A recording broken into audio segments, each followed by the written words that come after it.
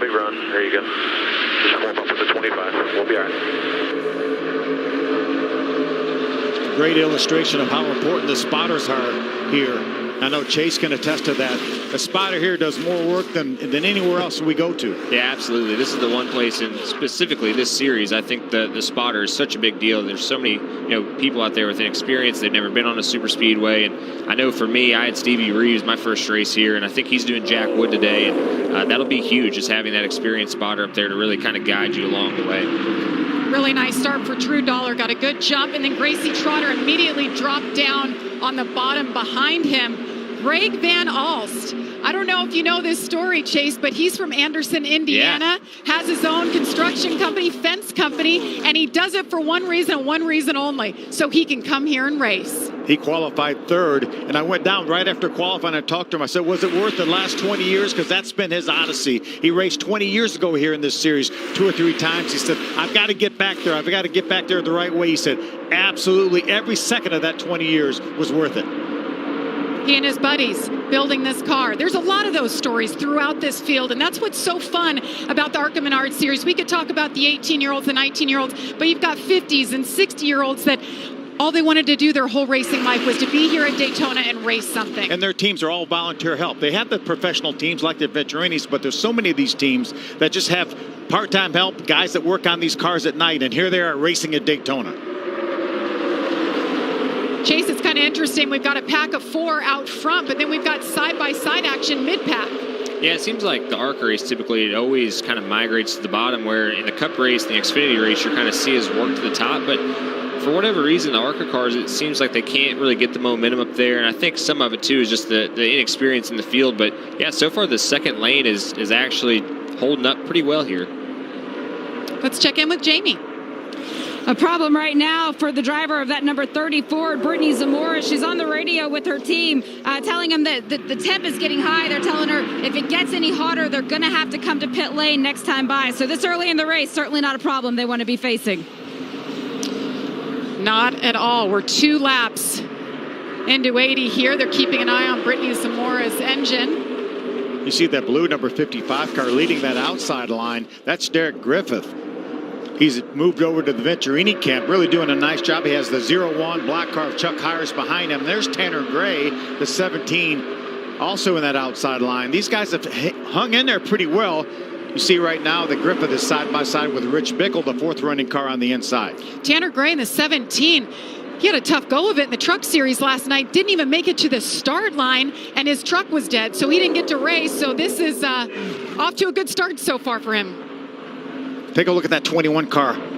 Bottom of your screen. He got a little bit loose there. That's Sean Core, the 8 car behind him. A little bit loose. Nice save there for Jack Wood. Again, another one of those drivers making his first start here at Daytona. His driver coach is Ryan Reed, who won here in the Xfinity Series a couple of times. He told me this morning he was so nervous, just the first time for anybody to run here. Well, we're 4 laps in. We have so much more racing action to come. Drew Dollar is your leader. Welcome back to Daytona. It's the Lucas Oil 200 driven by General Tire. Well, just moments ago, Jack Wood's spotter on the radio. When that guy moves, you don't move. You stay on that yellow line. You don't try and follow him when he gets up there. You got to stay on that yellow line. You got guys next to you. They're going to hook you. Stay there. When he moves around like that, you stay on that yellow line. You only follow him when you need to. See how he's getting up there? You got room to get under him sometimes, and people will take that. You just stay tight with him here. Chase, did you hear something similar in your debut here? Yeah, just like it. Same spotter, actually had the same crew chief, everything. So that definitely sounds familiar, and Stevie was making a great point. As that line continues to snake, you have such a tendency to want to follow it up, and you start leaving that yellow line. And, truthfully, I was behind Will Kimmel, and he really showed me the ropes in my race here in 2016 to just how if you start leaving that line, it's so easy to fill that hole up, and then you're going to get shuffled. So, yeah, that sounds super familiar. It feels like just yesterday. So it's pretty neat to see, Jack Wood now going through it. And it's just going to take time and repetitions to really learn that. Jack Wood, the 20-year-old out of Loomis, California, kind of near Sacramento, so Northern California driver. Let's get an update on our leader. Here's Kate. The pole sitter of Drew Dollar, obviously running fast out there and feeling like he's in control, but it wasn't always the case in practice yesterday. yesterday that car shut off with electrical issues, and all of the Venturini teams were on board to get that fixed. You know, Chase, this is one thing that I'd love your insight on, is he said he's stoked to get back in an ARCA car because after running in the trucks last night, he feels he can kind of handle anything out there that the ARCA car might throw at him. How different is that handling between these trucks and the ARCA cars? Yeah, that's a great question. And the trucks, to me at least, feel like they moved around quite a bit more. And, you know, truthfully, too, the trucks are a little more wild, I feel like, the whole race. And that was almost really big there with the 29. But, yeah, you know, the trucks definitely move around. I feel like it does make it a lot easier coming back to the ARCA car for sure. Big moment for the 29 of Derek Lancaster there. Nice save. Little loose on the bottom of that racetrack. Oh, trouble. Thad Moffitt spins on the infield, and we have more wrecking. That's the 45 of Rich Bickle. Some damage. There's Thad's left rear quarter panel. I don't think there's a tremendous amount of damage. We saw the tire smoke there from Thad's car. I'm sure they can get that beat out. Thad Moffitt talked this morning about how good this car was. The grandson of the great Richard Petty. I know he's watching. He's actually sitting on the 43 Cup hauler watching this race. Probably shaking his head right now. Maybe they can get that car fixed and get back out there. But Rich Bickle, talked about him early in the show. 40th year of racing. Unfortunate to see him caught up there. Yeah, not a lot of damage to Rich's car either. Let's see what happens here. There's the 46, 45 running side by side. You see Dave Mader. Like Chase was talking, Dave Mader moved up a little bit. I think Thad thought about going through the middle, and then the hole closed up. He made contact with Rich in the 45 car.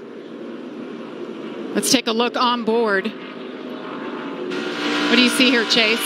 Yeah, so right here, I mean, you can only see, obviously, the 63's tail bumper, and, you know, they're starting moving around, and it's one of those deals you moved up, and you think you can fill that hole, and once you get there, you know, just the air coming off both cars, and just closed up. So, fortunately, you know, there wasn't more cars that were caught up in that, but, yeah, that's just part of racing here. Every time you come here, you're going to have situations like that. Let's take one more look. See, the 63 of Mader also had a little bit of contact, saved his car. Jack Wood was almost in trouble there, was able to save it. Thad Moffitt, what a performance a year ago. Started in the back, drove his way through the field, had high hopes. There's another look at it. We've seen this multiple times. Chase, you were involved. The duels, I mean, you're going for it, right? Yeah, absolutely. And it's one of those things, you know, a lot of these guys have never done this before. So it's going to take, you know, making a mistake, honestly, to learn from. And that's what happened to me Thursday night in the duels. So as bad as that almost was going to be, I think everybody honestly came out of that pretty well.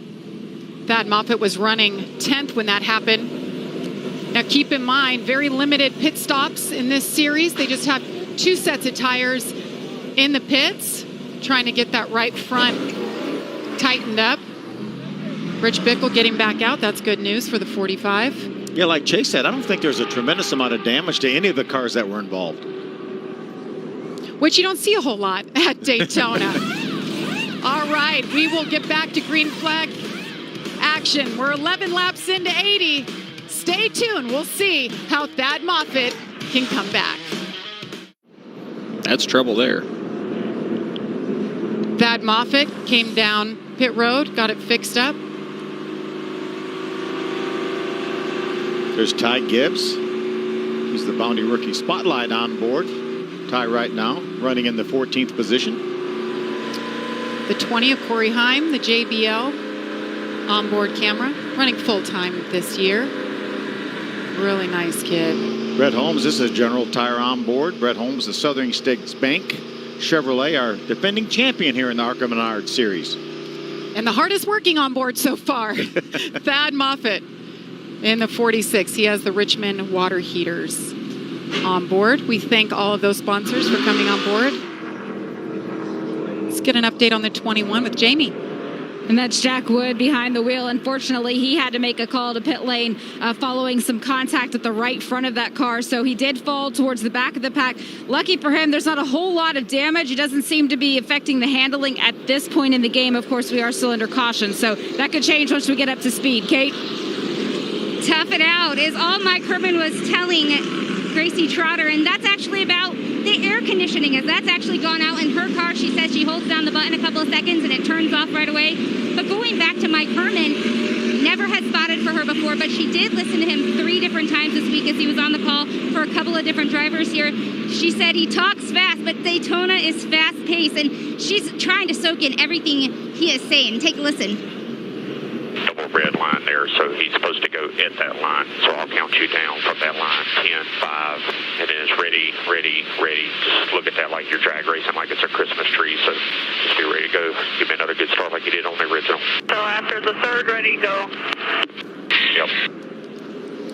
Yeah, and what they're talking about there is just trying to time the start. You know, that first start, you kind of saw the 2 leaders got away, and you see it all the time here. You can't pull away from the pack, especially with only 2 cars. So it's just such a rubber band effect, and they're just trying to time it better for both those team cars up front so they can really control the rest of the race. You go to a short track, and you would love to have that huge lead. Yeah. Here, it's not your friend. Yeah, huge disadvantage at a place like this. And Mike Herman does an incredible job spotting. He does all of Roush Fenway's stuff, and a guy that I always have tried to listen to just because I think he's so good at spotting. So Gracie's definitely in good hands today. And I think the important thing to remember is that most of these drivers in the ARCA Menard Series will use Cup spotters here for this race. We talked about Stevie Reeves and then Mike Herman Jr. So many of the good Cup spotters are helping these ARCA drivers today. It's great. It's a win-win situation for them because those spotters have been working all week long. We had the duels, we had the clash, so truck race, they all spot for multiple series, so it really helps everybody out. And one thing that's different this year than years past is, you know, typically the ARCA race is the first race of the week, so they don't get the chance to listen, and that's what they were talking about a second ago with Gracie. You know, she's been able to listen to the truck race, the Cup races, so that's something that, as a young driver, just being able to listen to your spotter before you even hit the racetrack, I feel like would be a huge advantage this year versus years past. So Gracie Trotter, we were down here for the test, Phil and myself, and we got to talk to Gracie after her first run ever in the car. She's a tiny little thing, like barely 5 feet tall. She said her legs went numb in the corners from the G-forces. It'll do it. It is no joke. I mean, at a place like this, especially, you know, she's only ran short tracks growing up, so there's nothing on the short track level, obviously, that's anything like this. And, you know, just the banking under caution, the G's that you do experience under green, it's very eye-opening the first couple times you do it. And once she gets used to it, she's going to run a lot more races on places like this. It'll be a lot easier. But, yeah, the first couple times, it's definitely intimidating, to say the least. What would you pull here? Maybe 2.5, 3 G's, Chase, would you guess? Yeah, probably 3, 3.5. A lot more if you wreck, that's for sure. But, yeah, I would say right around 3 to 4, maybe. How many did you pull when you flew with the Thunderbirds the other day? We did 9. So apparently G's. your body can't like do more than 9.5 in the plane. We did 9, and I don't know if I'd want to do much more anyways. There they are back there, going to do the flyover tomorrow for the Daytona 500. They're unbelievable. I got to fly with them one time years ago. Hey, now this is the kind of action I like to see under caution. For all the dog lovers out there, this is the infield. This pup, I don't know how long he's been chasing this Frisbee, but it's been entertaining. He hasn't missed one yet.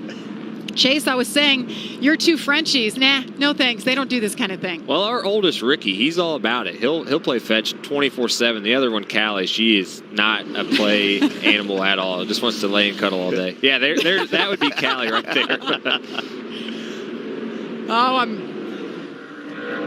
All right, they are lined up. Gracie has one of her teammates behind her, the 55 of Derek Griffith. He's come into the fold here. Drew Dollar has led every lap so far, continues to lead. Gracie Trotter on the outside. Pace car is off. Green flag is in the air.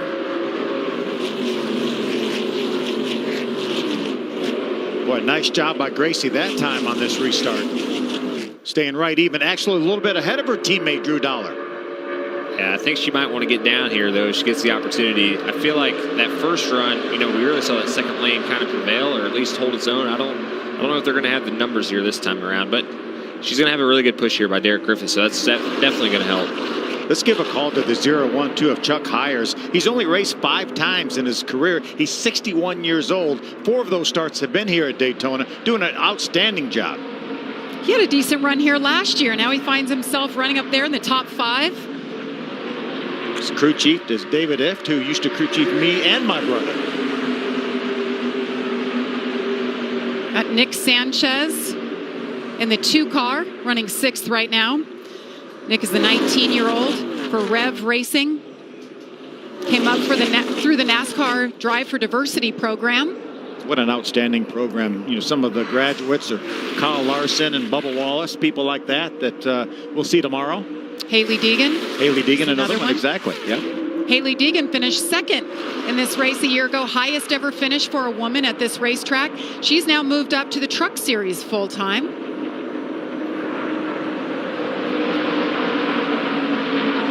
There's the 18 monster car of Ty Gibbs. He's drafting behind another 20-year-old, Corey Heim. These guys will battle it out all year long for the series championship. Ty Gibbs running 13th right now. And Jamie Howe mentioned at the top of the show in her pit whip, and she talked about patience, that they keep telling that to these young kids. And Gracie Trotter said something interesting, Chase. She said, all the short track racing I do, you don't think about patience. It's go hard every lap constantly. And here's a completely different thing.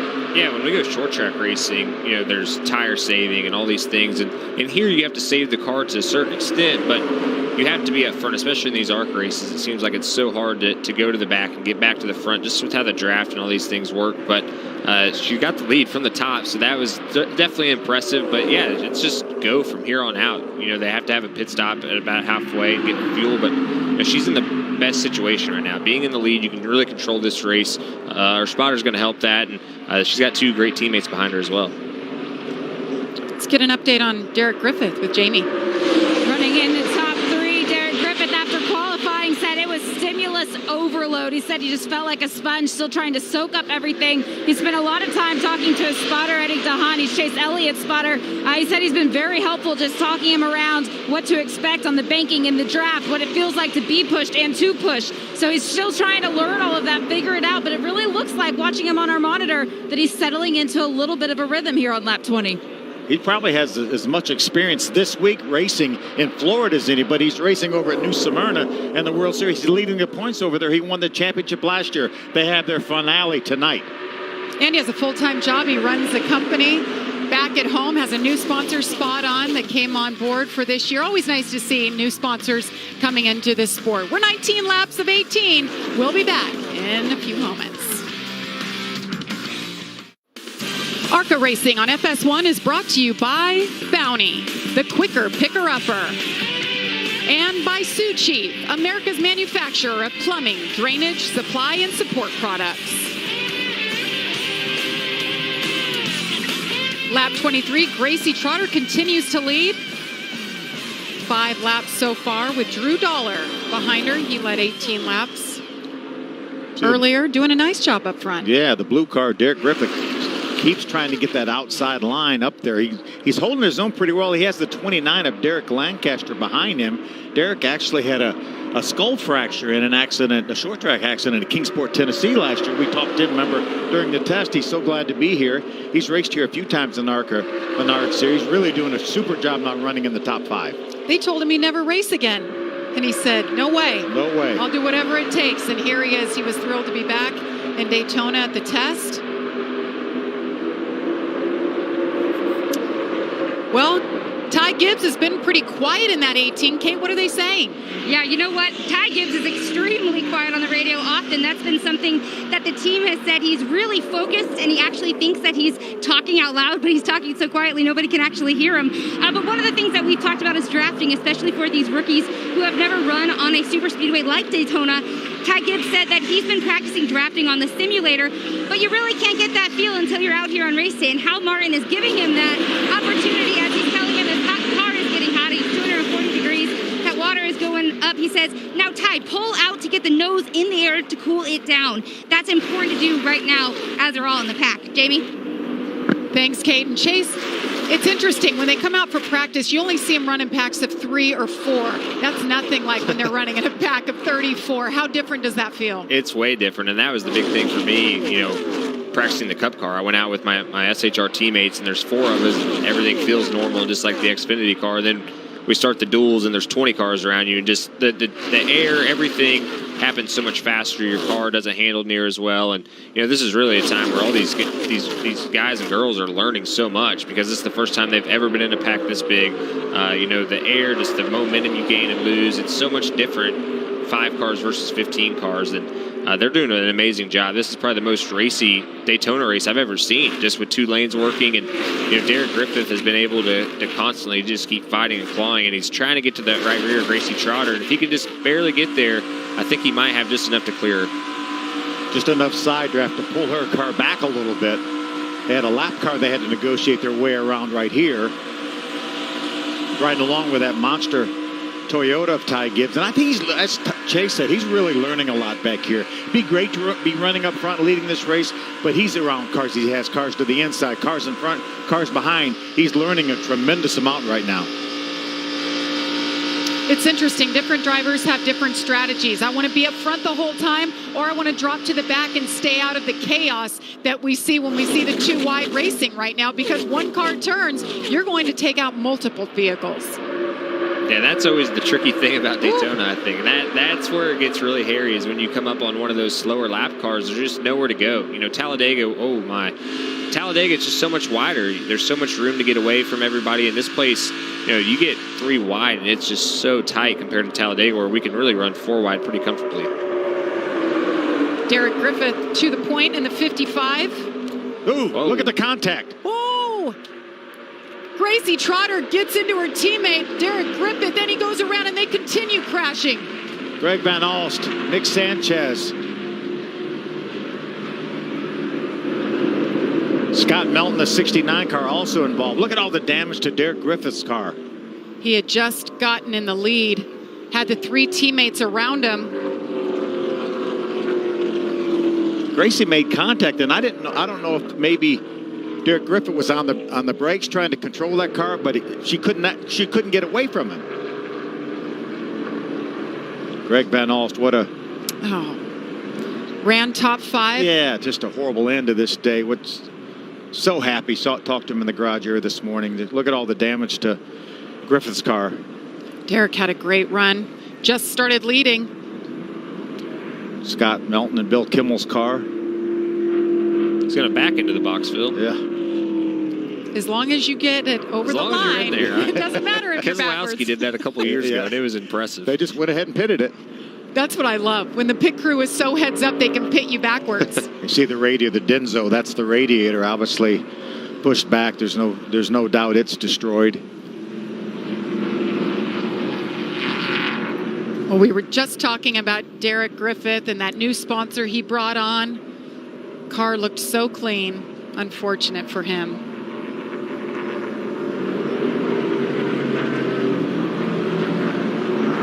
That's what Gracie, let's drop in and hear what she had to say about that contact.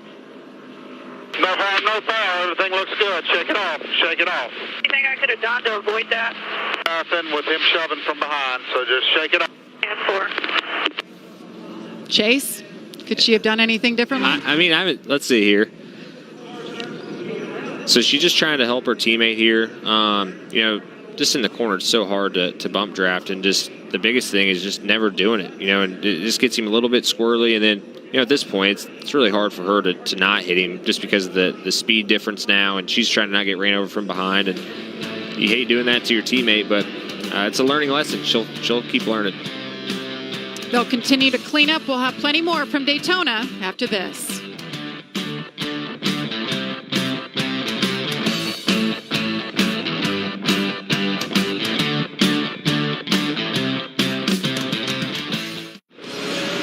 Welcome back to the Lucas Oil 200, driven by General Tire at Daytona. Thank you for watching us here on FS1. Well, we're under caution for the second time today. Let's look back at what led to the yellow flag. Derek Griffith, the 55. The 25 of Gracie Trotter gets in the back of him, gets him sideways, and then I guess maybe he lost a little bit of momentum, and Gracie looked like she was just trying to stay in line, but made more contact. There's the initial contact right there. It gets him sideways, and that slows his momentum. And then she just couldn't stay off him right there. And around he goes. He makes a little bit of contact with his other teammate, Drew Dollar. Then Greg Van Alst, Nick Sanchez come along with absolutely nowhere to go. Tough break for Derek Griffith, who had such a good car. How about Brett Holmes on the outside getting by here? Let's take a look at his onboard while he gets through here, how he gets through there. Reckon in front, check up, check up, check up, check up, check up, check up, check up. Heads up driving right there. Well done, Brett. That's why Brett Holmes had 19 top 10 finishes in 20 races last year. Heads up driving like that. 6 cars involved. Dollar was our pole sitter. Sanchez, Trotter, Van Alst, Griffith, and Melton. They've got him off of pit road now. Cleanup continues. I think there was minimal damage to Gracie's car. I think she just touched him enough to turn him around, and then I don't think there's any more damage to her car. What great pictures here. Awesome job by Watch that 23 right in the middle. Brett Holmes just waits and waits and waits till the track clears. Is that what they call threading the needle? The eye of the needle. The eye of the needle. Now, we just need a camera looking back. I love seeing the eyes in situations like that. Look at that slow motion. Did the 73 get through right here too? If so, that's really threading the needle. That may be my early. That's the sweet early leader for the Reese's Sweet move right there. Yeah, and that's a situation too on that wreck. You know, the 29 of Lancaster was trying to get to the right rear of Derek Griffith, and Gracie's just trying to help push her teammate along to not be able to lose the lead. And you know, just a tough situation there. Getting into 3, that's probably the hardest spot I feel like to even help somebody out, and just gets them a little bit squirrely, and from there you just can't check up quick enough. That's Andy Jankowiak. Nice save by him. Delivery driver from upstate New York. Let's now take a look at the General Tire driver profile.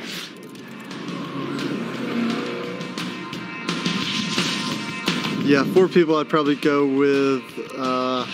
Man, that's tough. Probably Junior Johnson, Cale Yarborough. Got to have Petty in there, and definitely Dale Sr. Well, Richard Petty and Dale Earnhardt are obviously up there. And I think Jimmy Johnson needs to be up there for sure. And growing up, my favorite car was the Home Depot 20 car, even though he wasn't our driver. So just because I love him, I would put Tony Stewart up there. I'd definitely say either Davey Allison or Carl Edwards. Those 2 guys I really look up to. Davey just because he's from Alabama, and Carl Edwards, he's a family friend, and we've raced dirt with him in the past, and he's just a really down-to-earth guy and super nice, and both very successful drivers that I really look up to and want to be someday. So Kyle Busch, Jimmy Johnson, Tony Stewart, and we'll throw Denny Hamlin in there. It's so interesting, the different age groups. You see the young kids, they're calling guys that are only 40 years old on their Mount Rushmore. The last one, they were all still racing, I think. So who would be on your Mount Rushmore? I would take literally the same one Thad Moffitt had. You know, all 3 of the 7-time folks, and then I'm going to throw Tony in there just because, I mean, he was my guy growing up. How about you, Phil? I've got to do my brother Benny. Then I've got to do Dale Sr. that I was fortunate enough to race with, along with the King Richard Petty, and then gosh, probably David Pearson. That's a pretty good one. Dale Sr., Jimmy Johnson for sure. Yeah, absolutely. I'd have to go with AJ Foyt too.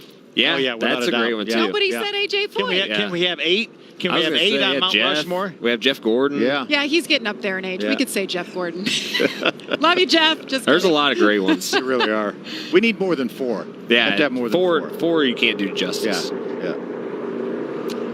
One of them mentioned Carl Edwards. We miss him in this sport, don't we? Yeah, absolutely. Good guy too. We need somebody to start doing backflips when they win. That was just a fun victory celebration. Chase, how about you? I can't do a somersault, so it's not going to be me. I can assure you that.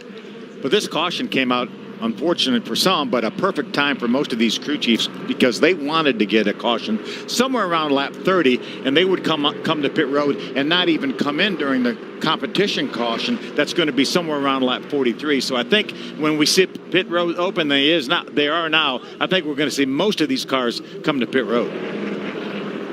So real quick, tell us about the modified pit stops that they have in this series. Yeah, there's going to be 4 people allowed over the wall. They can change 4 tires and they can put fuel in, but not simultaneously. And they will retain their running position when they leave pit road. Jamie. And Corey Heim brings it to a stop in pit lane. This will be fuel only. He hasn't complained much about the car. They were pretty happy with what they brought to play with today. So he's going to take on that fuel. Next up on pit road is the number 17 of Tanner Gray. The two of these guys wanted to work together before that caution came out. They're going to get a chance when we go back to green, Kate. Right here with the number 15, Drew Dollar. Disappointing time as he was running up front. His crew chief, Billy Venturini, is saying that if they can get the car put together back how it was at the beginning, they're going to be good. But right now, as you can see, they're trying to change 4 tires. They have a right front issue. They said what we don't want to have happen is have the rest of it rip off. And so this is what the number 15 car is up against here this afternoon. Yeah, remember, these are composite bodies, so they're basically plastic, and that's why they have to reattach with Barabond, all that tape to try to get these fenders to retain their shapes. Well, get those cars fixed up, get them back out there and see where they shake out. We'll continue. We'll drop that green flag again in just moments.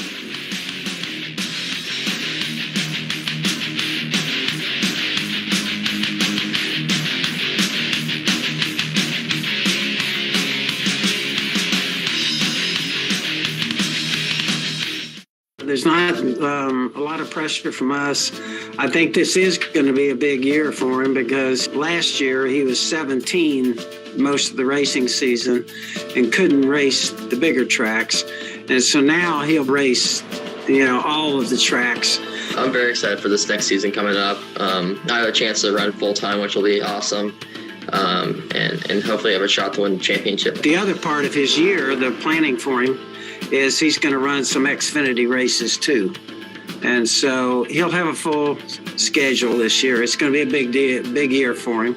It's definitely a lot to take in and a lot to learn, but I'm glad that where I'm at. I have a great family and I just love racing. I'm going to keep doing it. Certainly a family affair for Coach Gibbs and his grandson Ty. Ty right now running in 21st position. Pretty good winning percentage here. Let's take a listen to his radio. Feel like you can make some moves? Are you ready? I've been ready for a while, Mark. What are you talking about? It's about to be on here in a second. Let's do it. And it's not all about racing for the grandchildren of Coach Gibbs. JD's two boys, Jackson and Miller, both play football at App State. So Coach Gibbs still has some football games to go to, too. What do you think, Chase? Is it time for Ty to step it up, make a move? I think he's in a perfect spot right now. He's been back in the pack. He knows what his car is going to do in a bad situation.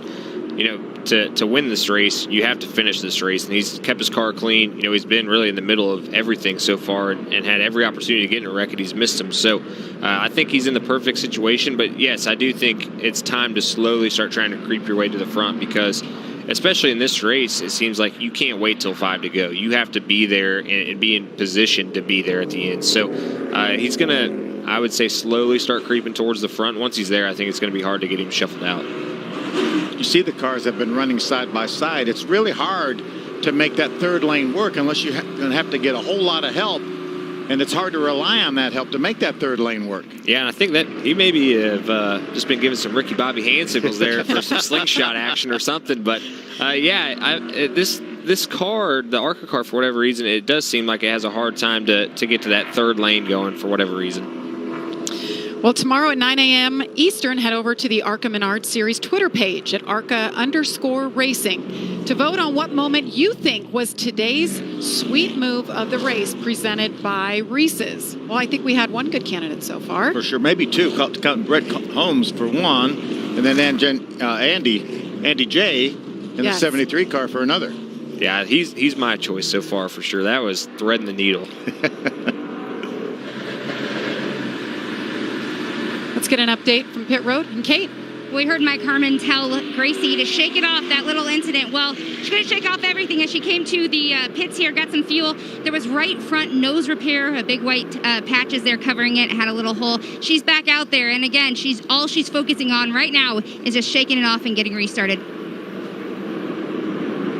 And that's great advice. I think, for me, when I came and ran my first truck race here, I literally wrecked almost half the field on the second lap. So your mind just starts questioning everything you're doing. And I think, for her, she just has to shake that off. You can't change the situation now.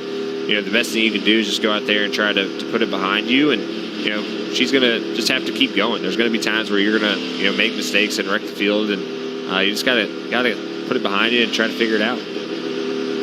Let's check in with Tanner Gray's radio. If I take the top, I'll have the 20 open, right? But even if you get clear, you're going to want to go back to the bottom anyway. We're not really working both lanes like we used to do in Cup. You know what I mean? I almost just feel like just start on the bottom, get you a shove, and then if they get moving to you, then you move up to them. I mean, it's all just going to depend on the start. I believe that was Kevin Hamlin, his spotter, that he spots for our pole sitter for the Daytona 500 tomorrow, Alex Bowman. Real family affair here with Tanner Gray. You see the sponsor, Ripper Coffee. That is his older brother's company that he just started. Tanner was telling us about that. And obviously, Tanner's grandfather bought into David Gilliland Racing. Now he's partnered with them. And as you mentioned, Tanner had a tough truck race. Didn't even get to the start-finish line until he broke an axle or had some sort of a drivetrain problem. But right now, he stayed on the racetrack. He has not been to pit road yet, Jamie. No, the plan was to come to pit road to get some fuel, but they decided to take that track position. They would come back in at the planned competition caution about the halfway mark. This has turned into a little bit of a longer caution period than originally expected, but for Tanner, he's on the radio with this team. They already had a plan in place. He was going to work with the number 20 of Corey Heim once we go back to racing. For Tanner himself, he's looking for redemption. You talked about the troubles he had in the truck race last night. He's not doing the full season here in the ARCA Menard series, so he doesn't have as much on the line. He doesn't have to worry about points, doesn't have to worry about saving the car, so to speak. What he's worried about is getting those race wins and building up his confidence for the season. Yeah, really good update on Tanner Gray. He has no pressure. This is his only planned ARCA race, so we'll see him come in to pit in the next few laps, and we'll be back to Daytona.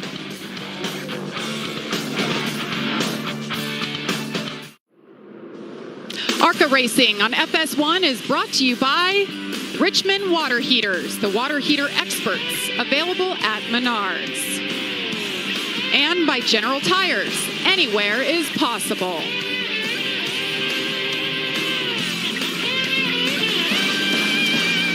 Each year, General Tires sponsors the Super Speedway Challenge. What exactly is this, Phil? Yeah, this is for all races, tracks over 1.25 miles in length, and it's for the car owners. You don't have to have the same driver, so a car owner will win this championship. Brett Holmes' dad, Stacy, won this championship last year. Such a great idea, because a lot of these teams, they run full-time, but their drivers are coming and going from different series, so they still get some credit. The guy up here with us won this for his car owner back in 2016. Yeah, Briggs Cunningham and Beth Cunningham. All right, they're lined up, ready to go. Pace car should take that hard left. Tanner Gray, Sean Corr on the front row. Green flag is in the air. Chase was saying that he was a little bit surprised that Tanner took the outside. He felt like the safer move would be to take the inside. Good car down there, the 8 car of Sean Corr. Derek Lancaster in the 29 drops to the bottom.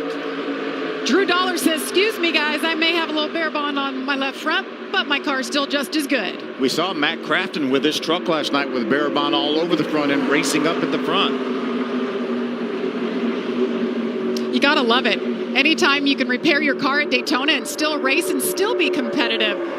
Well done by that Venturini team. They're the two 18-year-olds lined up on the bottom. Corey Heim in the white 20 and Ty Gibbs in the black 18. Going to tuck in behind Tanner Gray in the 17.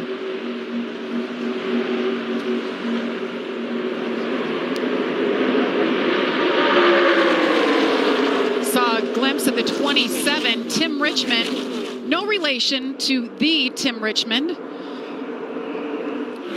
Interesting nugget on that 27 car that he's actually racing today, Phil. I talked to Tim's dad. This was the car at Kansas last year. It got stolen. They took the trailer, took the car. They recovered the car 2 days later, all beat up. So they've rebuilt the car, and he's racing it today. And you know what it says on the back? Drive it like you stole it.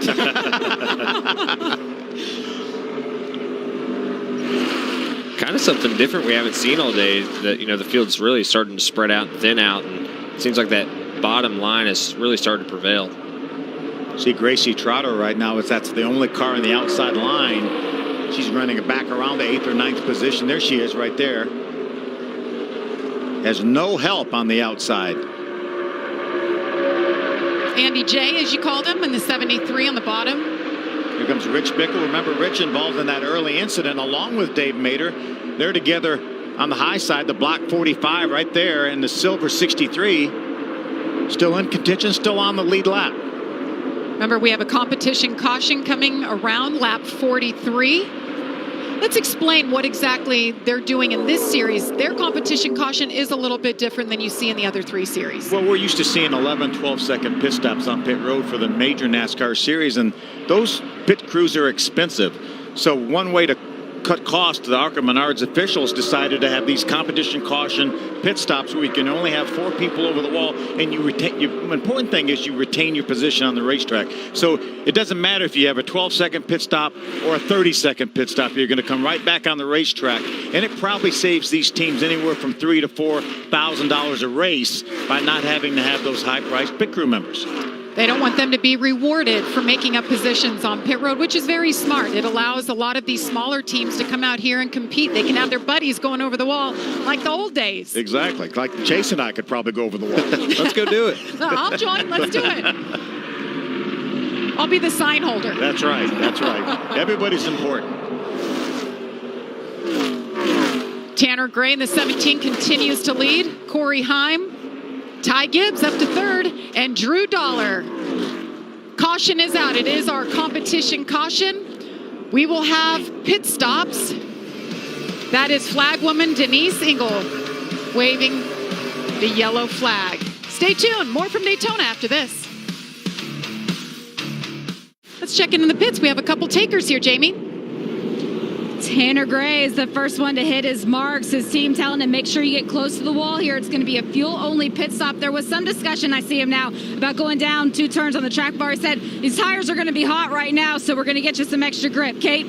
Right there you see Sean Corr pulling into his pit, and he's in his throwback scheme from 2008. You can see they're digging into the car there. That's because they're having to change out that radio. It hasn't been working accurately, but he is pitting. He said he's getting fuel at this point, and they're going to change those tires here. At least that's what they were saying. We will see as we continue on. Jamie? Looks like a little bit of an issue inside the 8 car for Sean Corr, working on that. Let's take a look at our flag woman I mentioned. That's Denise Engel, her 6th year flagging the ARCA Series, a mom of 5 kids, doing a great job. We'll be back. ARCA Racing on FS1 is brought to you by Menards. Save big money at Menards.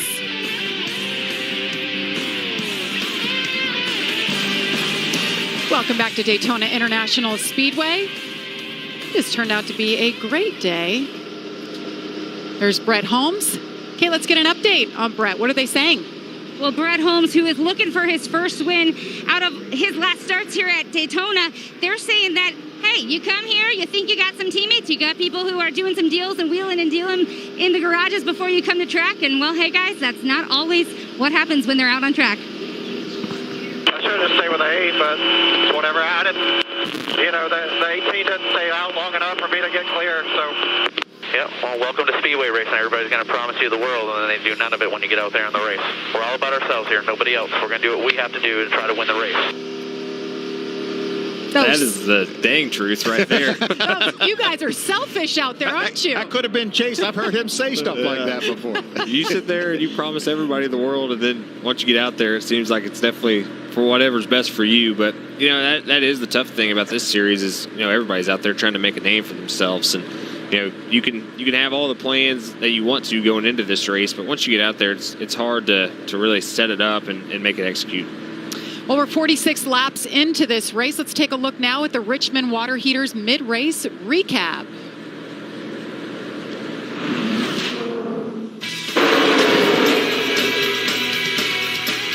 Early on in the race, Thad Moffitt with trouble as they go 3 wide. All 3 cars involved were able to continue. Thad Moffitt now being shown a couple laps down. This is the big one here. Just Gracie Trotter getting into the back of Derek Griffith. Surprisingly, more cars weren't in this wreck, and glad Derek Griffith didn't go upside down there. Brett Holmes with a great save. What, right along with Brett. His spotter said, wait till they get done wrecking. Wait till they get done wrecking. Okay, now go ahead. Love those onboards. So, Chase, just so you know, anytime we ask you to take the onboard, just say yes. I love having the onboard. Then I can at least go back and watch what I did wrong that way. Right. It's 46 of 80 laps. Our current leader right now, Corey Heim, the 20-year-old Toyota driver. 25 cars on the lead lap. We've had 6 different leaders today and 5 lead changes. Let's get an update from Jamie.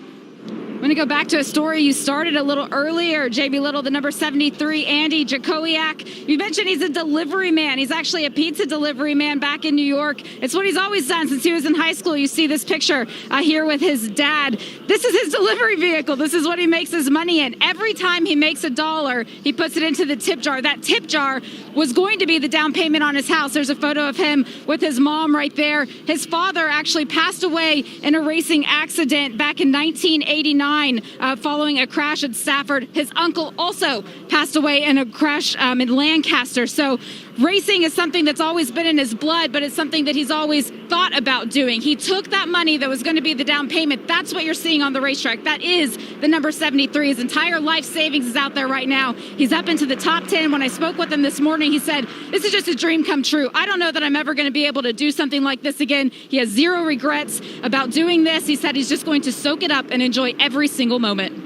Now that is an all-American story. Well done, Jamie. Thank you. Such a great story. And I'm sure it was the same way for Chase. He come from 3 generations of racing. I spent every penny that I could ever scrape together to try to get to start racing. And I'm sure it was the same way for you, Chase. Yeah, absolutely. I mean, I think every second, third generation driver that grows up in it like he did, you dream of getting to race Daytona, and it obviously takes a lot to get there. There's a lot of money spent, there's a lot of effort, and it's cool to see a guy like that has literally worked from nothing to get to this point. So he's the guy I'm pulling for now, that's for sure. He's doing a nice job. One thing we may need to mention here, remember Tanner Gray came in the pits. We talked about people retaining their position, but that is only you retain your position against the other cars that made it to pit road. These cars that stayed on the racetrack because they pitted earlier, back on lap number 33, they will line up in front of Tanner Gray and Sean Corr and everyone else that made a pit stop on the competition caution. Tanner Gray shown right now in 17th, Sean Corr in 18th. And everybody right now should be in their window to make it the rest of the way. All those drivers that came in on lap 33, 47 laps from the end, they felt like the fuel window somewhere around 54 laps. So they should have enough cushion if they need to, even for an overtime finish. So, Chase, we're a little past halfway. What are you doing as a driver right now? Are you starting to plot? I think for me, 30 laps to go, I'm starting to pull my belts really tight because it's about to get intense. So this restart's going to be huge. You don't know if there's going to be more cautions, if it's going to go green. We were talking earlier about Ty Gibbs. When's the time to go? Well, you're on the front row right now. If you can take control of this race, there's going to be 2 teammates lined up to the inside of you, but he's got Derek Lancaster behind him, who's been a great pusher on every restart today. So this is going to be a big test. I think whoever obviously wins this restart is going to be in the best control for the rest of the race. So there's a lot that goes into this restart right here for sure. And they say strength in numbers. Got 6 Toyotas out of the top 7 right now. We got Brett Holmes in a Chevy. But back there, 10th all the way back to 16th, all Chevrolet. So they've got a lot of power, a lot of friends there to work with. 10 away. 5, ready, bring her. Inside's cover. They're getting a good push down there. Still inside. Still inside. Half back here, help. Help is off, out back. 1 lane separation. Inside. Inside. There you go. Use your tools off with 2. Just keep digging. No help out back. No help. No help. Quick hole behind the 23. It's closing. It's closing. Closed. Covered. Inside is covered. Drag that 23 back. Keep digging here, bud. Keep digging. And Chase, what did his spotter mean by use your tools off of turn 2 to Ty Gibbs? Well, I was trying to figure that out too, because I would like to have some tools, I think. But the only thing I could think was just using the side draft. You can really slow that guy down by pulling down on their right rear quarter panel or their left rear. And that's the tough part. Like we were saying, that restart was so crucial, and now Ty's got to really work to get back up there, and it's so easy here. If that outside lane doesn't go, you just get shuffled so fast. So he's going to have to slowly just keep trying to work that side draft, get down, pull that inside lane back, just try to create a hole here. Just one car at a time, right? Get against that side draft, that car inside of him right now, which is Derek Lancaster, and try to move ahead of him, get up to Brett Holmes, who's in third right now. Yeah, exactly. That's the hard thing for Ty right now, is you can do that all you want, but you have to have a little bit of help from behind. It seems like Gracie, maybe with her damage, just can't quite get there, but if he can just get a little bit of a hole to get down, that's going to be huge. But yeah, it's a lot of work, and just the timing aspect of that is, how to not try to get too much. It seems like it's really easy to sometimes try to try to get 2 or 3 cars, and sometimes you're better off just trying to just get that one spot, and he's really working it really well here. So as Gracie gets here, this is going to be his one chance, I think, to really try to get down. You can see the gap between Brett Holmes right there, the blue and white number 23, and Derek Lancaster. Although that hole just closed up, he had a gap. Had he been able to get up there, wasn't quite far enough up there. He might have a little chance off of 2 there. It seems like on the entry of the corner, the inside lane always kind of surges, and then on the exit, the outside normally surges. And see some good bump drafting here from Andy J to the 01. I loved hearing that open radio by Ty Gibbs. I mean, that's the spotter chatter. That's what you hear the entire race. It doesn't matter what level of racing you're in here. What do you think of that, Chase? I know some drivers want their spotter constantly, and others just want bits and pieces. Yeah, I think it's different, for every racetrack. But at a place like Daytona or Talladega, I want my spotter to literally never stop talking, just to paint as big of a picture as I could possibly have, just so I understand the scope of what's going on around me. And I think that's the best thing that makes the good spotters here really good, is they just paint such a picture. As a race car driver, we're very limited on what we can see, and the more information they can give us, the better situation we can put ourselves in. Corey Heim is our current leader. Let's get more on him from Jamie. Was listening to the radio, and under that last caution period, they were asking him to start saving some fuel. They weren't sure if we were going to get more caution or less caution. He doesn't have to worry about that now. He has plenty of fuel to get all the way to the end of the race, but he was learning some important lessons, and what that did was help build up the confidence that he had in his spotter when they're still able to learn under caution, Kate. Well, we know that Billy Venturini was saying if we got that car back to race ready for the number 15 Drew Dollar, it's going to be good. Well, obviously, if he's running 20, if he's running in second right now, Billy Venturini is saying stay with the 20. Wait till the end if you want to try something and stay in line. Drew Dollar told me before the race started, the goal was stick with those Toyota teammates, and that's exactly what they're doing right now. Venturini is looking for their 4th win here at Daytona. Unbelievable team when it comes to Daytona. Venturini Motorsports, 4 previous wins, including last year with Michael Self. By the way, Michael Self has moved on from racing. He's actually managing a race team, so we wish him well there. Gracie Trotter is the one with that team that won last year. Howie DiSavino in the 32 car. A little bit of nose damage there on the 32. Yeah, I noticed that earlier. It might have been one of that first incident we saw with Thad Moffitt, but you see him bouncing away from a double yellow line. If he opens up that hole, you were talking about that earlier, Chase, someone will fill that hole up for him. Howie said when he tested here, his calves hurt. He was pushing that gas pedal so hard. More from Daytona after this. Each year, NASCAR begins its season during Black History Month. We recognize the accomplishments of Black Americans in the sport, including icons like Elias Bowie, who is credited as being the first Black driver to start a top-level NASCAR race, and NASCAR Hall of Famer Wendell Scott, the first Black driver to win a NASCAR Cup Series event. Bubba Wallace with a brand new team. He's starting on the 3rd row for the Daytona 500. Michael Jordan, the co-owner of that team, will be here watching. We welcome them to the sport. Should be pretty exciting. Going to have an interview with MJ tomorrow, right, during the Daytona 500 broadcast? Yes, and Denny Hamlin, the co-owner of that team. I heard it went great. Michael Strahan sat down with them. A lot of unbelievable features tomorrow, so hopefully all of you watching today will be tuning in tomorrow as we set up the Great American Race. Corey Heim at the helm in the 20 car.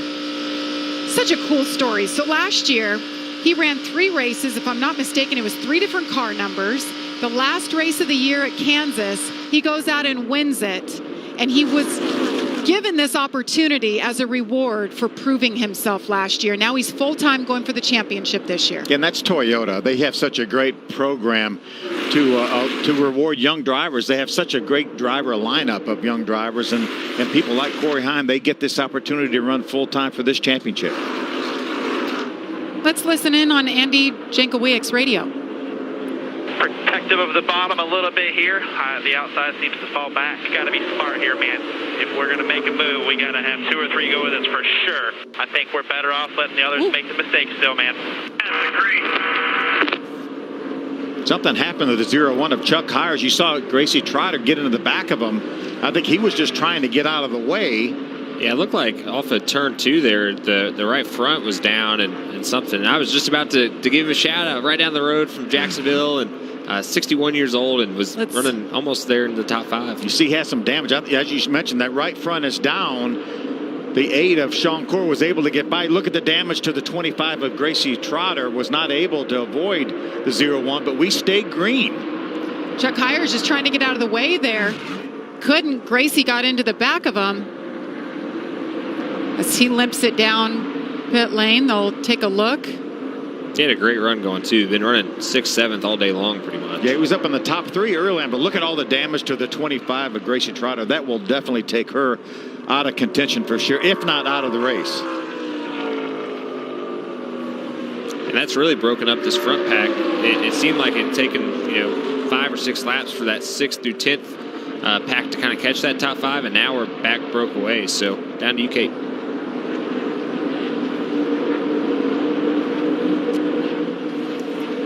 Let's get an update on the 23. Kate. The spotter of Brett Holmes, Derek Nealon, was telling Brett right before that, said those 3 cars back are getting antsy. Keep doing what you're doing.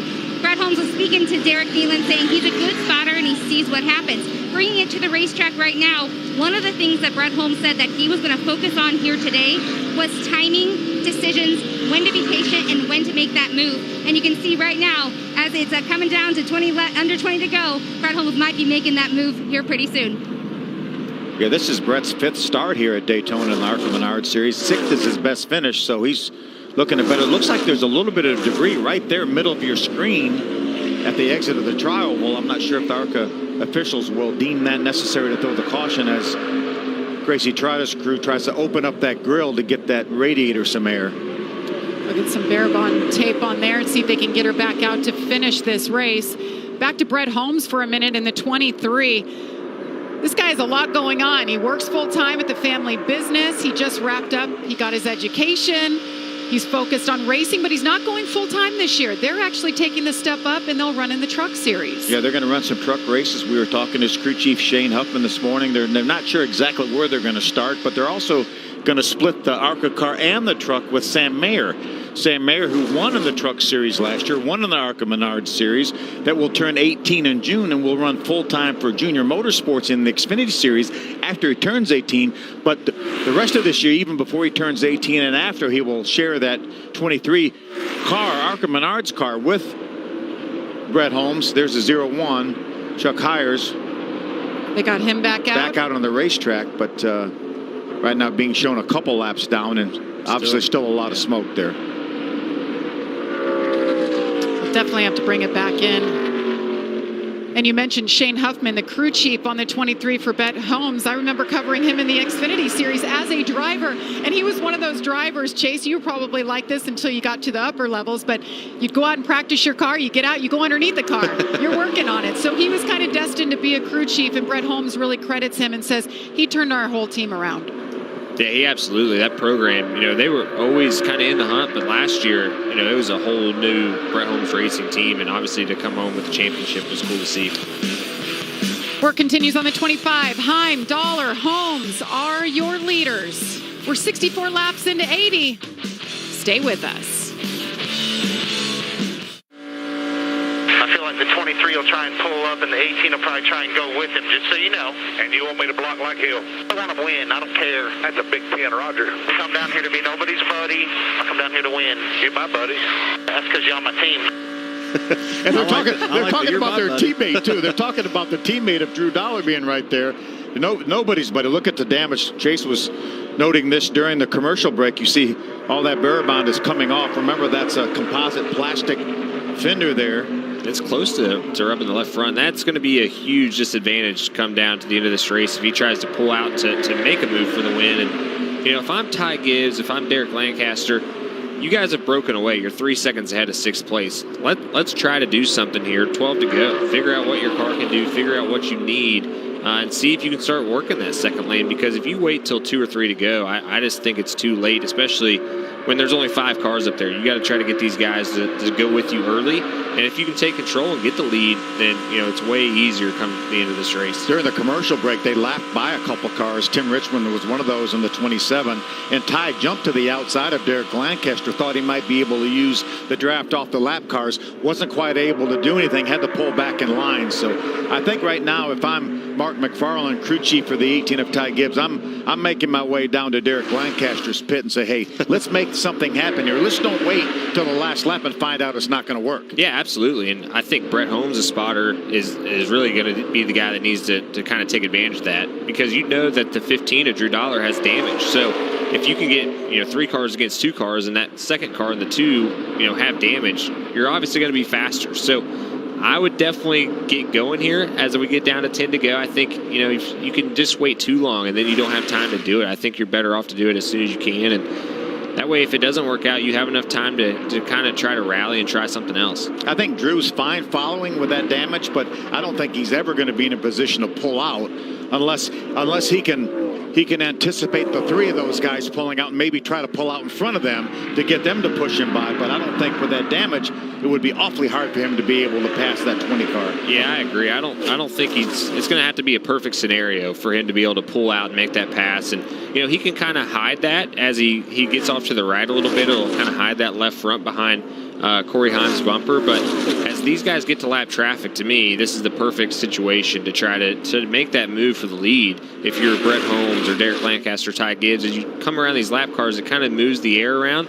Guys get off the bottom. It kind of gives you a little bit more of a surge as they pull back to the bottom. And sometimes guys will get lazy. You can get on their right rear and kind of drag them back and side draft them. So it looks like they're not going to be able to pull it off right here, but I'm telling you, they need to be making a move here quick, because if you wait till the end, it's just too late and you don't have enough time with these cars. It seems like it really takes a while to build a car to get the momentum to do it. A little 5-car breakaway. And in this group right here, Derek Lancaster is the only one without an ARCA win. So perhaps he'll be more aggressive here because he knows he has a shot at what could be his first ARCA Menards win. Let's check in with Jamie on our leader. Well, the question came to Corey Haim's crew chief, Shannon Rush. How defensive do you want us to be at the end of this race? Shannon's response was, I don't care. I just want to win this race. When we get to 8 laps to go, you do what you have to do to make that happen, Kate. Yeah, Jamie, that's what all these drivers are right now trying to figure out, is when do we make that move? And what, you know, Jamie and Phil, Chase, what you guys are talking about with Drew Dollar, that was the concern laps ago. Crew chief Billy Venturini was saying what we don't want to have happen is have any more issues with that left front or any more of those pieces to pull off. So Drew Dollar is just trying to keep consistent and keep at it, knowing that, as he said, he wants to be smart and be there at the end. Lloyd, you just make sure we're ready to block. Just be thinking about it. Zero hesitation. Mental focus right here for me.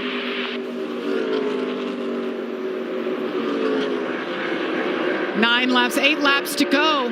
That was the 20. What they're thinking at this point, you hear different scenarios. You know, on the Cup Series, you don't go until 3 laps. You don't go until 2 laps to go.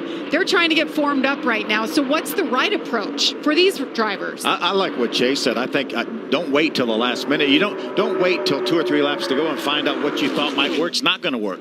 Let's try it now, because the worst thing could happen if Derek Lancaster and Ty Gibbs or maybe even Brett Holmes pulls out and tries to pass and it doesn't work. Get back in line and figure out another way to do it. Maybe use some lap traffic. Yeah, exactly. I mean, if it doesn't work out, you're still going to run top 5 right here, and you're still going to be able to catch right back up. So for me, if I'm Brett Holmes, I'm going to drag this pack back. Those 2 guys behind me, Derek Lancaster, Ty Gibbs, I'm going to get back 5, 6, 7 car lengths and try to build a huge run right at the end of the straightaway so I can pull out and get on the right rear of Drew Dollar. And once I do that, it's going to obviously slow the leader down as well.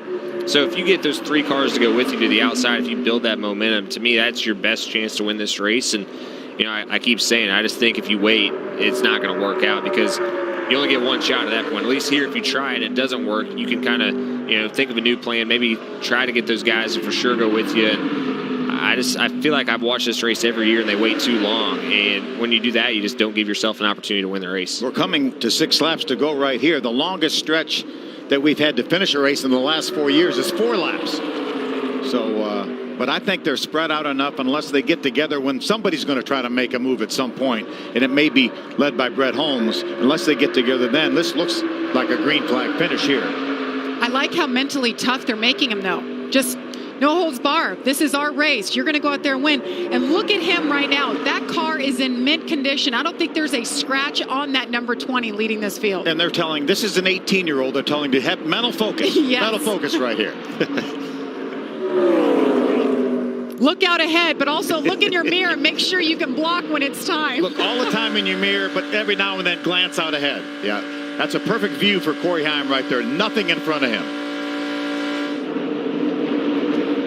Corey Heim, the driver out of Marietta, Georgia.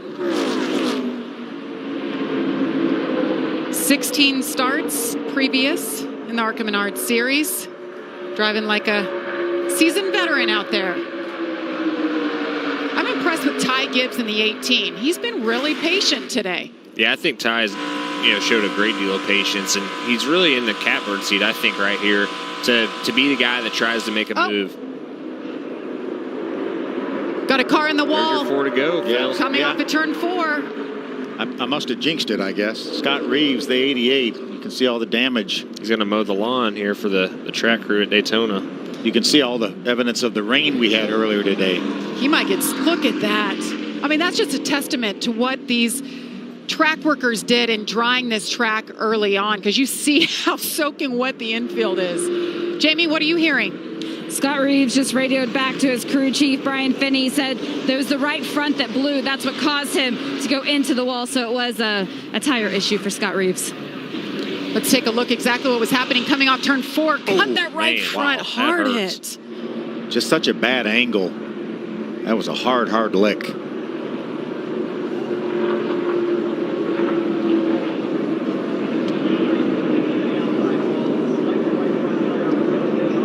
Cutting all that grass down. Somehow they'll make it beautiful for tomorrow's Daytona 500. I don't know if he'll be able to drive that car out of the grass at this point. Last year, Daytona was the only start that Scott Reeves made. He finished 33rd in that one.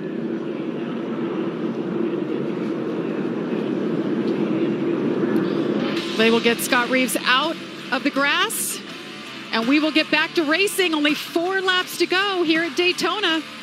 You're watching the ARCA Menard Series on FS1. And this is what brought out our 4th caution flag of the day. Got a little wet and wild for Scott Reeves. Big hit coming off at turn 4. Cut that right front tire. Goes sliding through the infield. And it is a watery, muddy, grassy mess. He did get out of the car.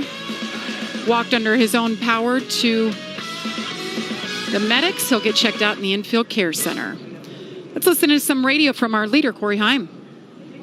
He's wanting to do a teammate restart. And he's wanting us to drop down in front of the 15 at the start-finish line. They're going to get tight to us and push us until 1 to go. They'll push us to the checker if we do it.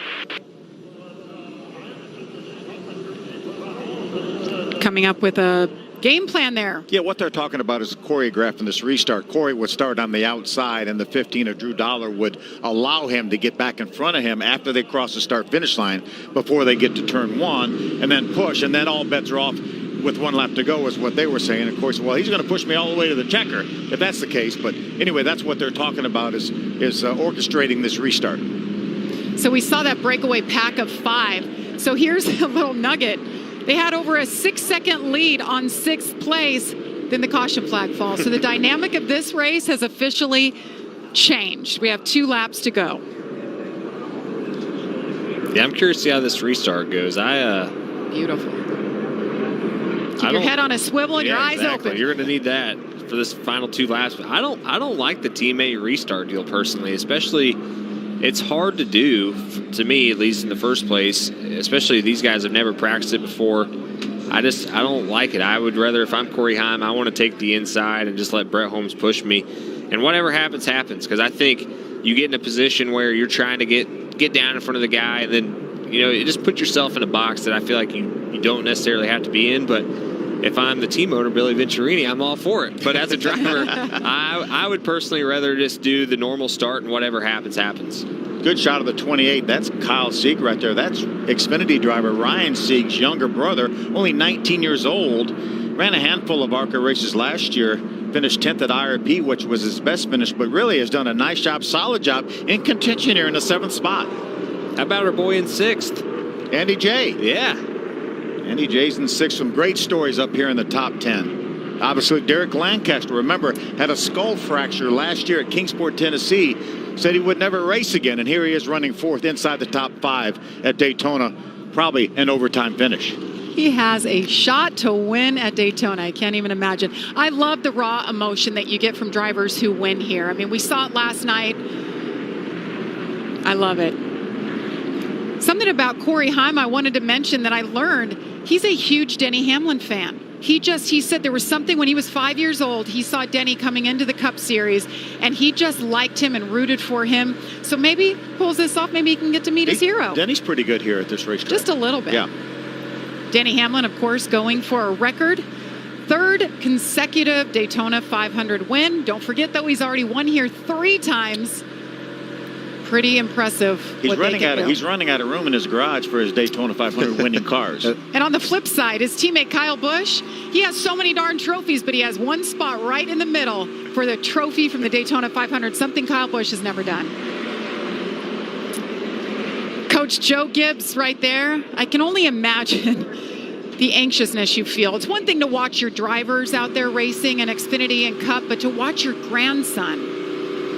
Phil, you got a son that races. What's that like to have family on the track? It's pretty hard. I'm usually pretty calm. Stefan is actually racing this afternoon, the Xfinity race, so I'll be probably in the grandstands watching. But I know Coach is so involved with all the grandkids. I remember Stefan went to school with Jackson, one of JD's sons that plays at Appalachian, and they played Little League football. So Stefan played against a team when he was in 6th or 7th grade that was coached by Joe Gibbs and JD Gibbs. Yes. They must have been pretty good. At 6th or 7th grade.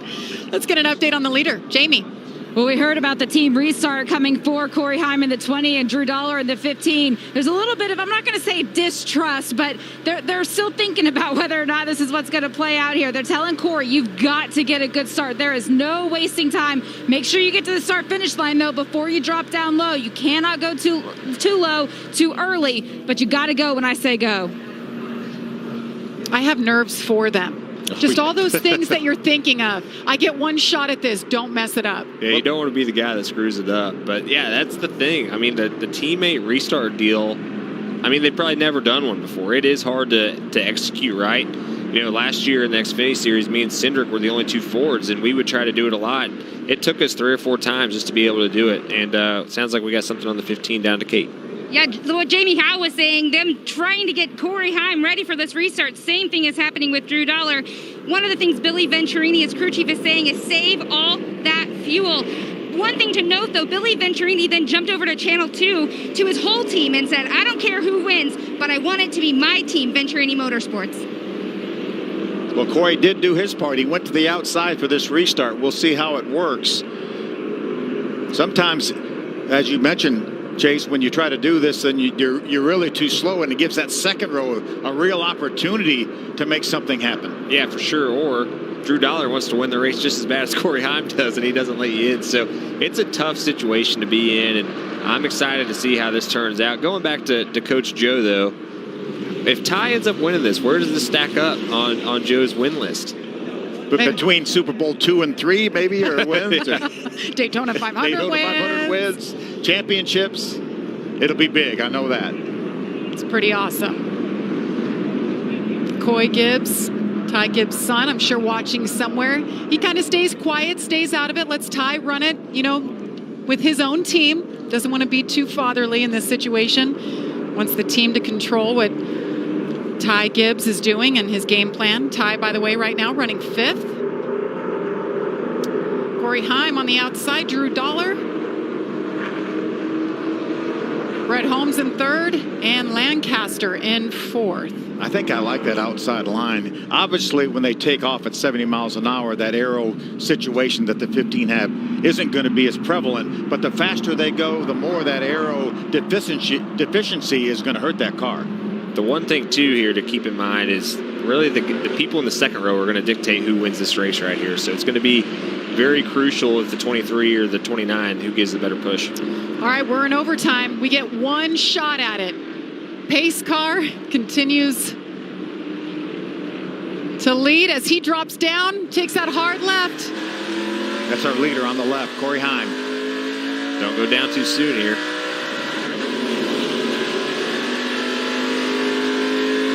He was able to pull it off. He is in front of his teammate. Look at how they're jammed up pushing on the bottom.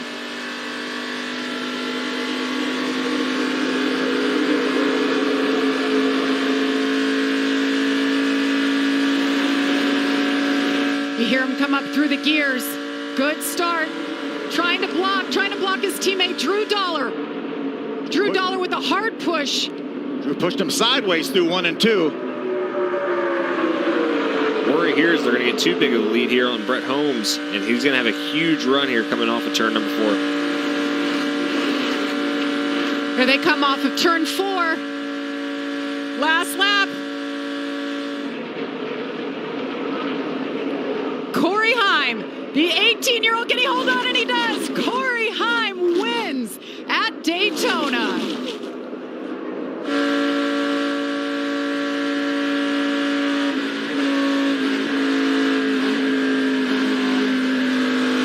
He drove a beautiful race. Boy, they orchestrated that restart perfectly. They did it perfect. They definitely proved me wrong. And happy crew, obviously, to win at Daytona. It's the dream. Everybody gets to grow up in racing. They dream of getting just to race here, let alone win here. Billy Venturini's made a really good habit of winning here, so it's cool to see them guys do it. You know, an 18-year-old like Corey Heim to be able to come here. And like we were saying, after Kansas, get rewarded with this race, and now for him to win it, so it's pretty neat. Baby, you're the winner. You're the winner, big guy. To the start and finish line, buddy. Daytona, baby! Let's take a look at the restart. Corey Heim on the outside. I thought he was going to pull down too early like Chase was talking about, but as soon as you get by the start-finish line, you're allowed to pull down and change lanes. He did that just perfectly. Huge push there from the 23, on to Drew Dollar and almost turned him sideways. But yeah, Corey Heim that was perfect. You could not have done that any better. The clearance they had, it was literally by an inch to get down. And, really a great job by the spotters as well to orchestrate that. And for both drivers to, obviously stay committed to each other and get Billy Venturini another win. What a special day for Corey Heim. This Toyota organization that got behind him and said, you proved to us you can win. We're going to give you a shot full time. And what a way to kick it off. He's going for the championship. So there's a lot on the line. And to start your year off to win the biggest race of the year for the ARCA Menard Series is pretty special. And how about Drew Dollar? He's run 3 Speedway races in the ARCA Menard Series, 3rd, 1st, and 2nd. Pretty good. I think if I'm racing, I want to be around Drew Dollar. I want to give a shout out to Kyle Sieg. Pretty cool for him to come back and finish 5th. He was kind of under the radar all day long, but a guy that I think has a lot of talent. I'm excited to see, where his future holds. And obviously, for me to get a race against his brother Ryan last year. Ryan does a lot with a little, so it's cool to see them guys have a good run today. Come on, Corey, let's see it burn it down.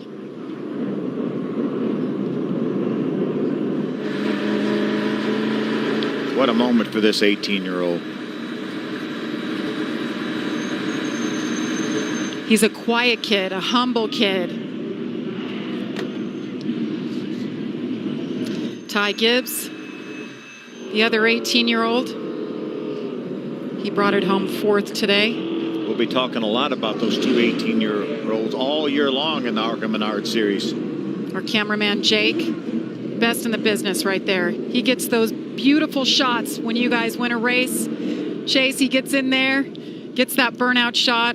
He does an awesome job, that's for sure. It's always cool to see the angles that these guys come up with. And Corey's got a unique situation here. He could go do like a slip and slide victory celebration into the grass and the water here. So I'm excited to see what he does. Take your pick, right? All the hard work. And it goes to show you that Toyota knows what they're doing. They saw something in this young man. He won that race at Kansas. He said, "You're going to be our guy going for the championship here in the ARCA Menard Series."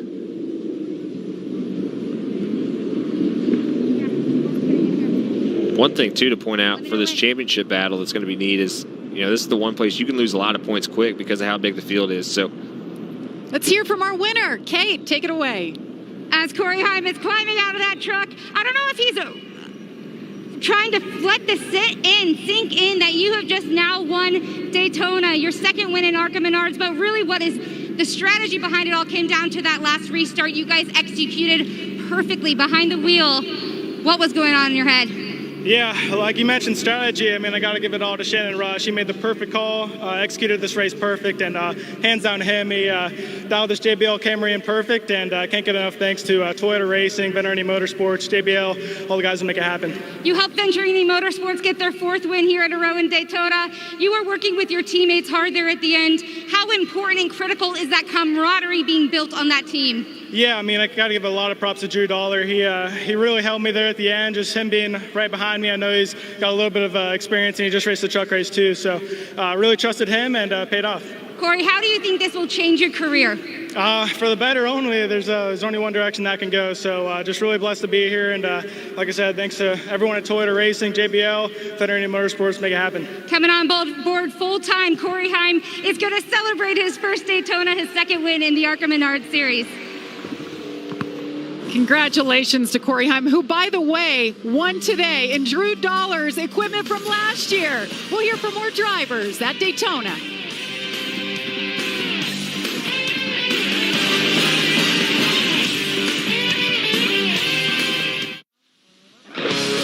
The day belonged to Corey Heim. Congratulations to him. Let's hear from our second place finisher. He's standing by with Jamie.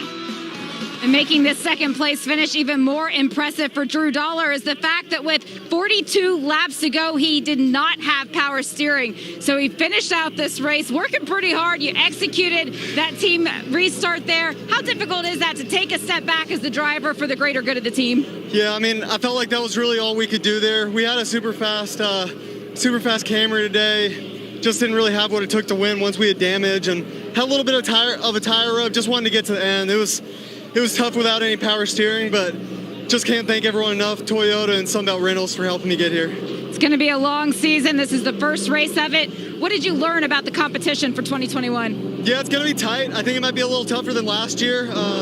We got a lot of young guys out here without much experience, so it's going to be interesting to watch, and hopefully we get all our teammates just we'll be smart for the next one. Interesting and exciting. Nice job today. Let's go to Kate.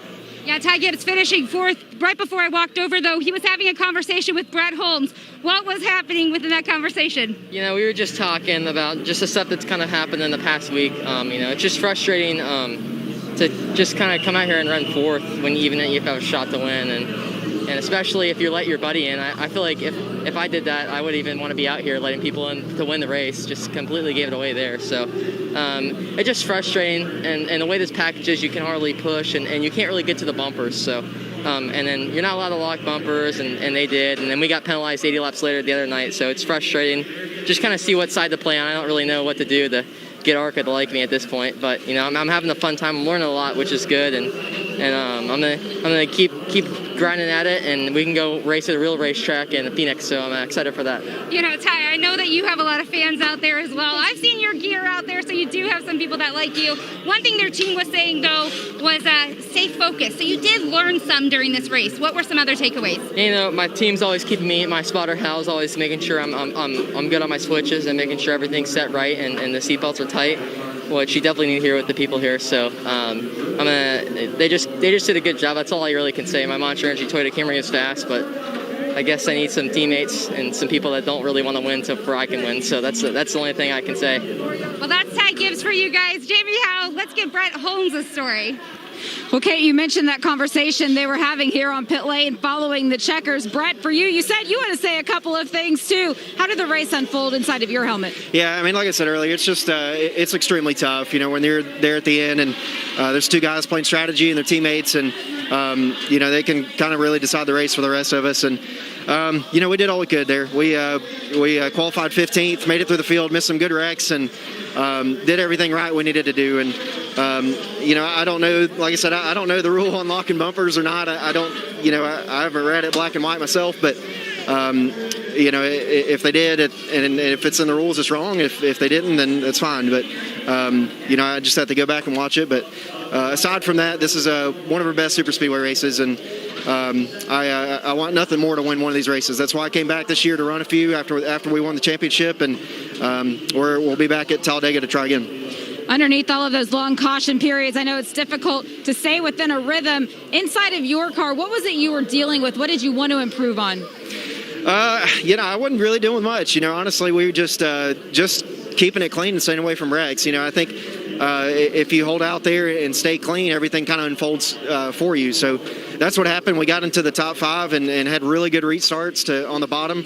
Luckily, we got the bottom lane and just kept chugging along there. And my team brought a beautifully fast car, and it just didn't get to show for it in qualifying the way we have this format and the way the end of the race played out. But we had undoubtedly one of the strongest cars at the end of the race, and appreciate Southern States Bank for coming on with us this year. And you know, like I said, we'll be back to get some more checkers, hopefully. It's Brett Holmes finishing inside the top 5. Let's go to Kate. Derek Lancaster tying his best finish in his ARCA career, a 6th race, a 6th place. But Derek, you got in the car and said that was a lot for a 48-year-old. A lot of hurry and wait, you mentioned. Why? Well, you just got to be very patient. You know, we got a spotter like Coleman Pressman, a crew chief on the box like Marcus Richmond. You know, all my guys are volunteer. Nobody is paid. You know, we all have full-time jobs, and we do this as a hobby. You know, there's a lot of people that put a lot of effort into this. Don Akers, he works on this thing day in and day out. You know, like I said, RGM Erectors is one of my sponsors, been a long-time sponsor out of Wytheville, Virginia. American Wrecker Sales, I buy a lot of my tow trucks through them. Absolute Construction out of Christiansburg, Virginia is my son-in-law's company. We got, I'm trying to think who else come on board with us. New River Recycling, Bobby, longtime friend, my friend Tam Topham at Mark IV.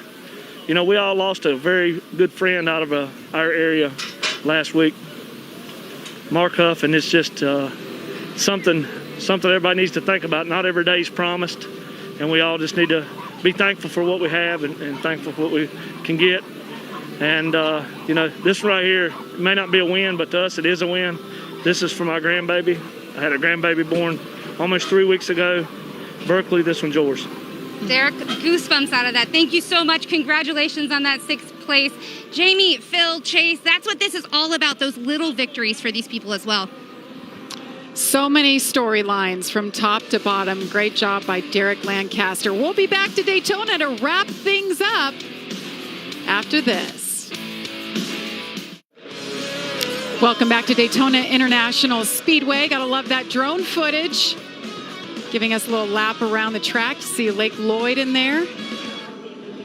What an exciting race today. It gave us plenty of Reese's Sweet Move of the race candidates, I guess you could call them here, Phil. How about Brett Holmes, that white car getting through? We're going to ride along with him. His spotter said, just wait till they stop wrecking and then go. That's exactly what he did. That was definitely a sweet move. Remember, you have to vote. We ask you to log on to the ARCA Menards Series Twitter page. It's at ARCA_racing. Vote for your favorite move of the race. Pretty sweet move right here. The orchestrated restart, the final restart. Corey Heim jumps in front of his teammate. Drew Dollar pushes him all the way to the backstretch, and they go on to finish 1-2. Pretty sweet move there. That was the winning move. I would say that's the pretty sweetest, move of the race. But you can vote. Be sure you do.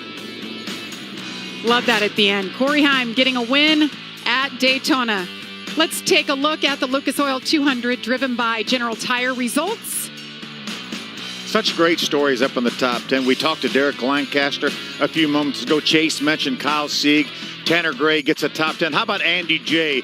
Pizza delivery man finishes 8th. So good. Jack Wood I know there were a lot of nerves there to start this race. He's running full time for GMS Racing. Really good run for him today. Rich Bickle in his last season racing finishes 15th. They fixed that car up after a wreck and still came back to finish 15th. Thad Moffitt. His hopes were dashed early on in that 46. Nick Sanchez down there in the 2 is the driver to watch full time for Rev Racing. Well, today has certainly been fun. There was a lot of action, and the greatest thing is we got the whole race in, and it was drenched, pouring rain 2 hours before we dropped the green flag. First of all, I was really happy to be here with you. You did such a great job. I'm so proud of you. But what a great ARCA Menards race. This series means so much to me. My brother was a champion back in the late 60s. I love this series, and I love these competitors, and they did a great job today. And how about Chase Briscoe? Like, he doesn't have enough on his plate, right? He's starting in his Daytona 500. Premiered tomorrow. Chase, thank you so much for being here and all you brought to the broadcast. Yeah, thanks for having me. Like Phil said, this series means so much to me. You know, without the ARCA series, there's no way I'm racing in the Daytona 500.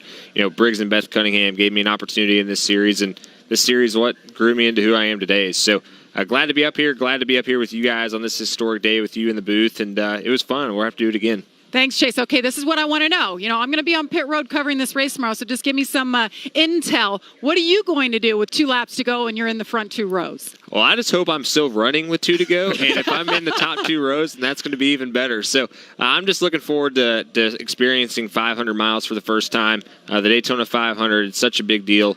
But yeah, I just hope I'm still running at the end of the race, and if we're doing that, then we have a shot to win the thing. So I'm looking forward to hopping in our High Point 4 tomorrow and just having fun and just really savoring the moment. He'll be in the number 14, of course, because Clint Boyer joins our booth, and hopefully you've been seeing him this week. He is just a barrel of laughs, and we're going to get a lot more tomorrow. And by the way, Chase's boss man, Tony Stewart, coming up after us. He's going to be part of the broadcast team for the Xfinity Series. That'll be fun. That'll be fun. Lot to watch for. Well, great work by all just to get the track dried, everything that it took to get these cars on the racetrack. So I want to thank everybody for being part of today. Pam Miller, our fearless leader, she has double duty today. She'll jump from one headset to the next to call the Xfinity Series action. That's coming up. Race day is next, followed by the NASCAR Xfinity Series race. And then tomorrow, of course, our coverage begins early, 11:30 a.m. for NASCAR race day,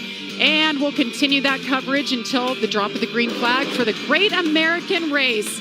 It was an exciting day of action. We had cars spinning, we had cars running, we had dogs jumping for Frisbees. Well, on behalf of Phil Parsons, Chase Briscoe, Kate Osborne, Jamie Howe, I am Jamie Little. It has been a pleasure to be with you today. We'll see you next time.